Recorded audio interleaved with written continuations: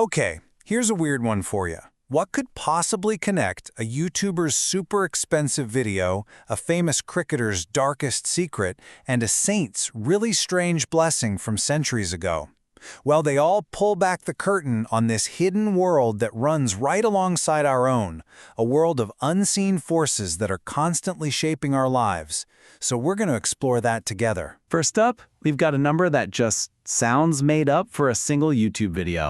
And then, bam, something completely different.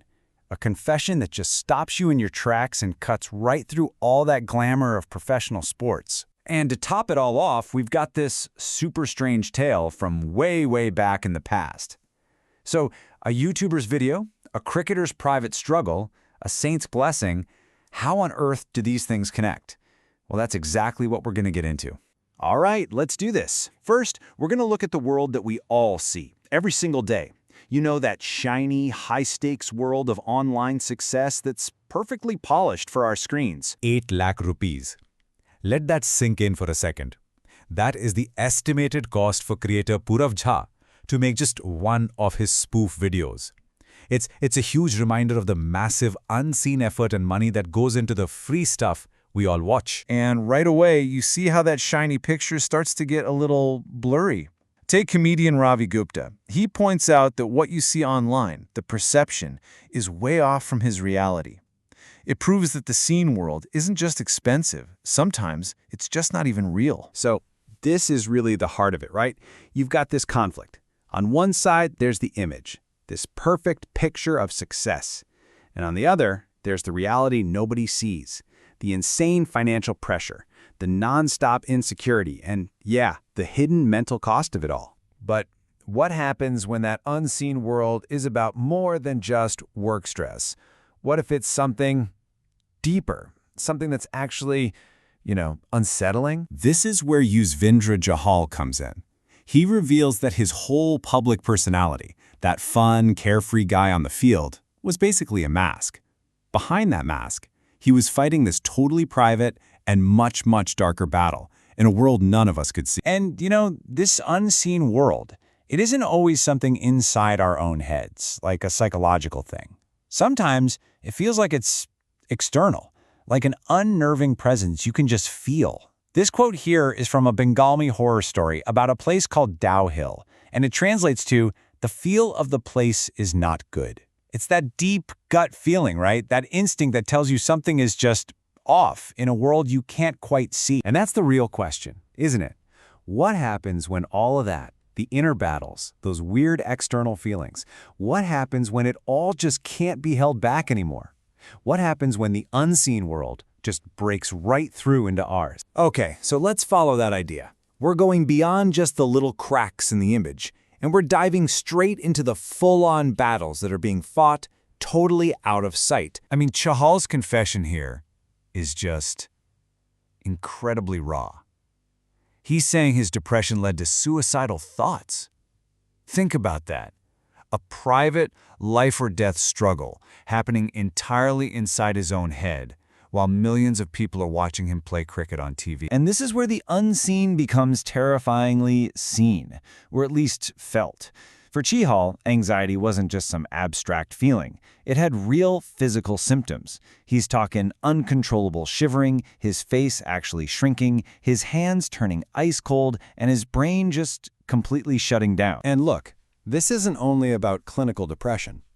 Creator Purav Jha touches on something maybe more common but just as intense. He gives this warning, right? That getting into a relationship before you're mentally sorted can just wreck your peace of mind. It's another one of those unseen wars with some very, very real consequences. So, okay, after looking at all this internal struggle, this abyss, where do you even begin to find a way out? Well, what's fascinating is that our sources point towards the incredible power of belief. And we're talking both ancient wisdom and modern ideas of faith. So check out this ancient story. There's a king who pretty reluctantly donates some horse dung to a saint. The saint just blesses it and says, "May it increase." And what do you know? A literal mountain of dung starts growing outside the palace. So the saint's cure is really weird.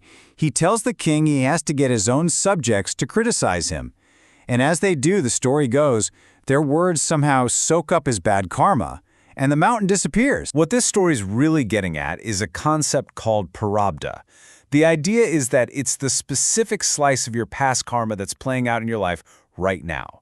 It's this unseen force, almost like a karmic debt you're paying off, and it has super real effects, good or bad. Okay, now fast forward to today. Here's a modern twist on that same idea. You've got law of attraction coaches, Mitesh and Indu, and their whole thing is you don't even have to have this deep, unshakable faith to start changing things. They basically say that just the act of saying your new reality out loud, speaking it into existence, is enough to get the ball rolling. And what's so interesting here is how these two very different paths, one super ancient and spiritual, the other modern and metaphysical, they kind of end up in the same place.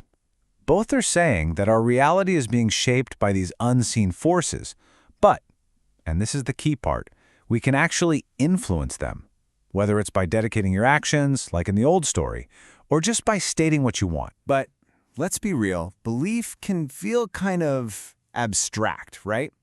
So beyond all this spiritual and metaphysical stuff, the sources point to one very real, very concrete anchor that we can all find in the seen world, and that is other people. Think back to Yuzvendra Chahal.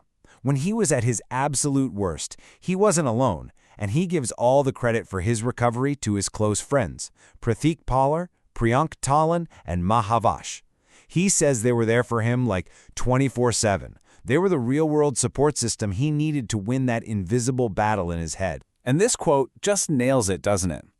The coaches, Mitesh and Indu, they say the real point of love isn't just about affection. It's about finding someone who believes in you so much that their belief becomes the anchor you use to start believing in yourself. It's like their belief helps create your reality.